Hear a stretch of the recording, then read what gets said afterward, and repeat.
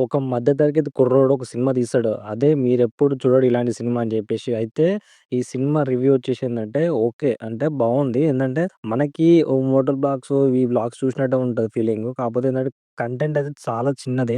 కాకపోతే ఏందంటే ఇగ 100 మినిట్స్ స్టోరీ రన్నింగ్ ప్లస్ ఏందంటే చెప్పినట్టు మాట విని ఒకటే షూటప్ ఎళ్తుంది గదా! చాలా బాగా నచ్చింది. ప్లస్ ఏందంటే మనం చూస్తూ ఉంటే అట్నే ఉంటది. కాకపోతే ఏంటంటే చాలా వరకు చాలా మంది ఏమంటున్నారంటే మేము థియేటర్ నుంచి మధ్యలో ఎళ్ళిపోయాం. స్టార్ట్ అయిన 2 డేస్ మిస్‌కెళ్ళిపోయాం అంటే, ఈ మూవీపై అంటే అంటే చిన్న బ్లాగ్ అంటే ఫిల్మ్ లాంటిది అంటే ఒక షార్ట్ ఫిల్మ్ లాంటిది ఆ సినిమా పైన చానా అంటే నెగెటివ్ చేస్తున్నారు. ఎందుకంటే సినిమాగా పూర్తిగా అర్థమైతది. కాకపోతే కంటెంట్ చిన్నదంటే ఆ కాన్సెప్ట్ చిన్నదే గానీ తన మాట మీద నిలబెట్టుకున్నాడా లేదా అనేది సినిమా అనమాట. ప్లస్ ఏందంటే తను చెప్పాడు గదా! నేనైతే ఒక 100 మినిట్స్ అంటే ఒక సింగిల్ షాట్‌లో తీస్తా అని జెప్పేసి. ఆ సింగిల్ షాట్‌లో అయితే ఫాలో అయిపోయిండు. దాంట్లో అయితే ప్లస్సే.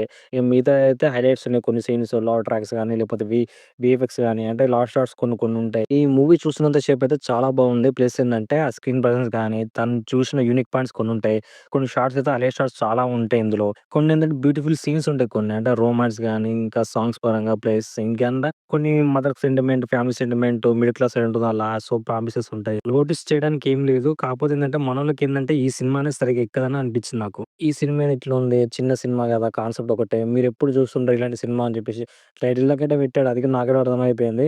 మీరెప్పుడు చూస్తుంటారు ఇలాంటి సినిమా అని జెప్పేసి. కానీ అందరం మెచ్చుకోవాలి. ఎందుకంటే ఇలాంటి సినిమాని మన థియేటర్‌లోకి తీసుకొచ్చాడంటే చాలా గ్రేట్ గదా!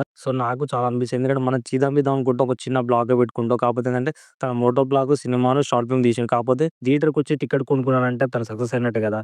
ప్లస్ ఏందంటే మనం ఇలాంటి వాళ్ళని ఎంకరేజ్ చేద్దాం. స్టోరీ వైస్‌గా చూసుకుంటే తను నెక్స్ట్ స్టెప్‌లో తను మూవ్ అయిపోతాడు. తనకి అర్థమైపోద్ది. మనం ఇలాంటి వాళ్ళని ఎంకరేజ్ చేద్దాం. ఎందుకంటే మనలాంటి వాళ్ళు చాలా మంది తీద్దాం అనుకుంటారు కాబట్టి, మనం ఇలాంటి వాళ్ళని ఎంకరేజ్ చేస్తే చాలా బావుంటది. ఈ సినిమాని థియేటర్‌లో చూడండి. చూసి మీ ఎక్స్‌పీరియన్స్ మీరే షేర్ చేసుకోండి. ఎందుకంటే రివ్యూస్ ఇష్టం వచ్చినట్టు చెప్తున్నారు. కాకపోతే ఏంటంటే నాకైతే నచ్చింది. ఇది నా మెయిన్ మోటివ్.